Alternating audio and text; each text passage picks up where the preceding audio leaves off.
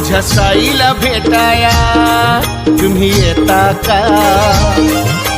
धाडलं बोलावणं जणू साईन ये म्हणाला तो पालखी घेऊन केली त्यानं आज्ञा मला. तुम्ही येता का? माझ्या साईला भेटाया तुम्ही येता का? धाडलं बोलावणं जणू साईन ये म्हणाला तो पालखी घेऊन केली त्यानं आज्ञा मला. मी निघालो तुम्ही येता का?